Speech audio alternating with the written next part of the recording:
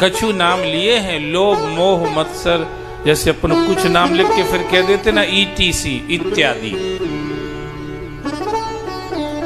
बहुत सारे रहते, तरह तरह के रहते हैं अंदर ही। कब लग रहेंगे, कोई दूसरा ऑप्शन नहीं है।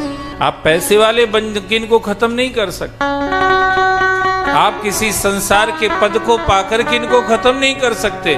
नहीं तो इंद्र के अंदर न होना चाहिए था, क्योंकि वो तो देवताओं का राजा है, पर उनके अंदर भी ये विकार देखे जाते हैं। ब्रह्मा के अंदर न होना चाहिए थे, क्योंकि वो तो ब्रह्मांड के रचयिता है, पर उनके अंदर भी ये चीजें आ जाती हैं।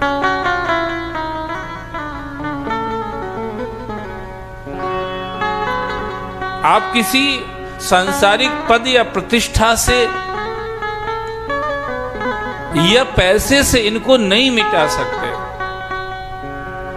ये कैसे शांत होंगे? जब लगे उर न बसत रघुनाथा, जब तक हमारे जीवन में परमात्मा नहीं आ जाएगा, तब तक इनसे परेशान होना पड़ेगा, तब तक इनसे जूझना पड़ेगा, तब तक इनका सामना करना पड़ेगा, तब तक इनसे होने वाले नुकसान को भुगतना पड़ेगा, जब तक हमारे जीवन में परमात्मा की प्रधानता नहीं हो जाएगी। तब लग जूझना पड़ेगा, कोई रास्ता ही नहीं है। आप अन्य किसी साधन से इनको नहीं मिटा सकते। दुनिया में कितने सारे साधन हैं तरह तरह की समस्याओं को सॉल्व करने के लिए। भूख लगी है भैया, घर में अनाज होना चाहिए, प्यास लगी पानी होना चाहिए, ठंड लग रही है कपड़े होना चाहिए, ये सब कर लेंगे आप। पर ये जो मधु कैटव रावण कुंभकर्ण, ये कंस शिशुपाल दंत वक्र, ये हिरणाक्ष हिरण्यकशिपु, ये जो अपने सब के अंदर बैठे हुए हैं, सब कुछ होने पर भी आदमी इनकी वजह से परेशान रहता है। सब कुछ होने, खूब बढ़िया मकान, बड़े मेगा सिटी में रह रहे, खूब पैसा है, हवाई जहाज से यात्रा करते, उसके बाद भी आपने सुना होगा कुछ समय पहले पेपर में एक एयर होस्टेज ने आत्महत्या कर ली। एयर होस्टेज माने जो हवाई जहाज में वो लड़कियां रहती ना, घूमती रहती हैं, हवाई पानी पिलाती, चाय पिलाती, कॉफी पिलाती और कुछ भी पिलाती, जो वो भी पिलाती।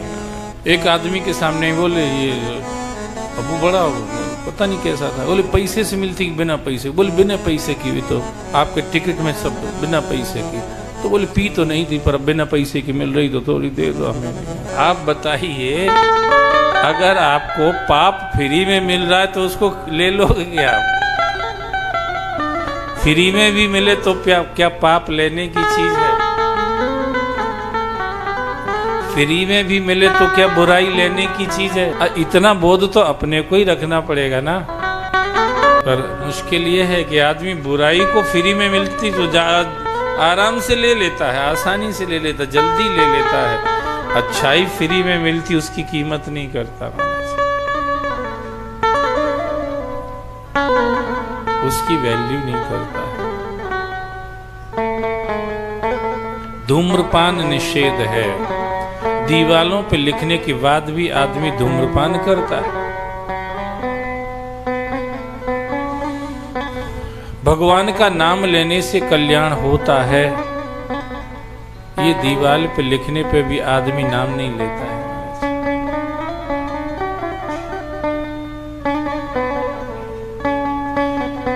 उज्जैन में बहुत सारी दीवालों पे लिखा है, एक तू सच्चा तेरा नाम सच्चा, पर कितने लोगों ने एक्सेप्ट किया?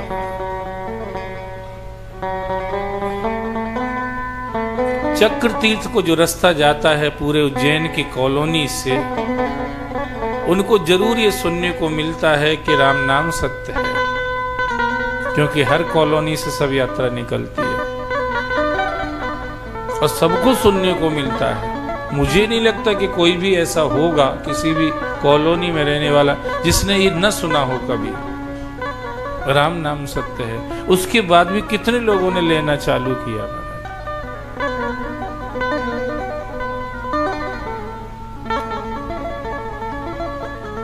तो हम लोग बुराई को तो एक्सेप्ट कर लेते, फ्री में मिल रही तो चलो क्या है, पर वो बड़ी महंगी पड़ती है। शुरू में आपको फ्री में मिलती, बाद में खुद को ही खरीदना पड़ती है, फिर बड़ी महंगी पड़ती है।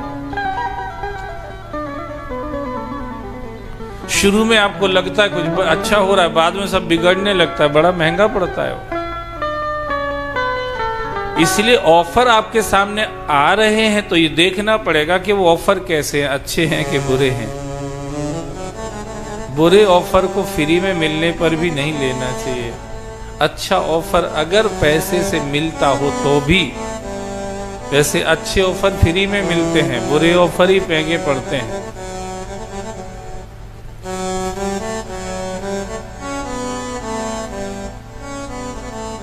फिर भी आदमी उनको खरीदता है। तो कोई ऑप्शन ही नहीं, इसका कोई पर्याय नहीं है। इन चीजों से अगर छुटकारा पाना है तो भगवत आश्रय ही है बस। जब लग उर न बसत रघुनाथा, धरे चाप सायक कटी भाथा। ऐसे तो भगवान सबके अंदर रहता ही है, हरि व्यापक सर्वत्र समाना, सबके हृदय में रहता है। पर यहां बात ये कि वो भगवान चाहिए जो धनुष बाण लिए है हाथ में, मने प्रकट भगवान चाहिए। हर घट मेरा साइया सूनी सेज न कोय, बलिहारी बा घट की जा घट पर घट होए। है तो सभी जगह, पर हमें कैसा भगवान चाहिए? अस प्रभु हृदय अक्षत अभिकारी, सकल जीव जग दीन दुखारी। नाम निरूपन नाम जतन ते, सौ प्रगटत जिमे मोल रतन। उसको प्रकट करना, ये सो रहा है नारायण। जैसे अपन कथा सुन रहे थे ना, नारायण सो रहे थे, योग निद्रा में शयन कर रहे हैं, मधु कैटव परेशानी खड़ी कर रहे हैं। यही स्थिति हम सबकी जिंदगी की है, हम सबका नारायण सो रहा है।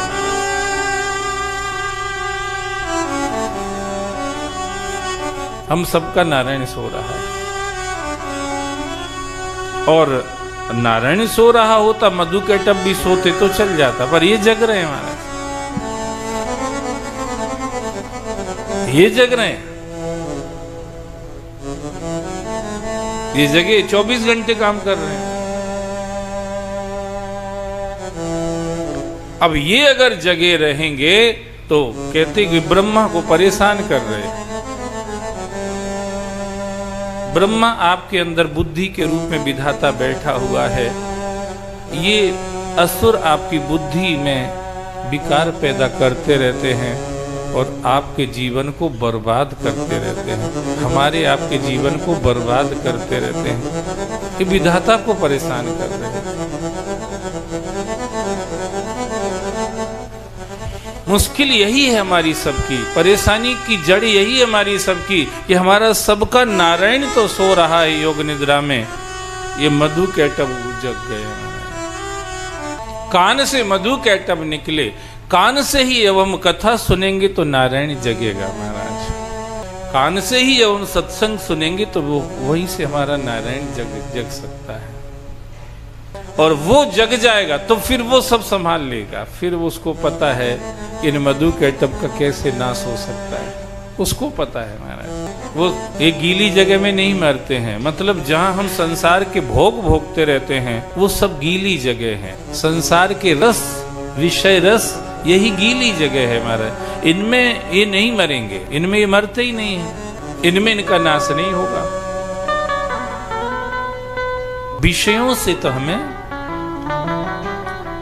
इन रसों से हमें अलग जाना पड़ेगा, ग्यारस करना पड़ेगी महाराज।